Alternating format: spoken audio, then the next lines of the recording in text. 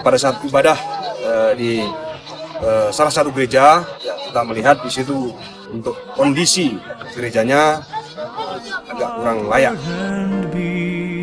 Kita merencanakan dan menyiapkan tim untuk melaksanakan renovasi gereja. Saya mengucapkan banyak terima kasih kepada bapak-bapak pemerintah mewakili dalam membangun kita punya gereja Kemadiru. Kami tidak sepikir begini. Kami tinggal di luar gereja kayak begini. Terima kasih banyak. I am strong when I am on your shoulder.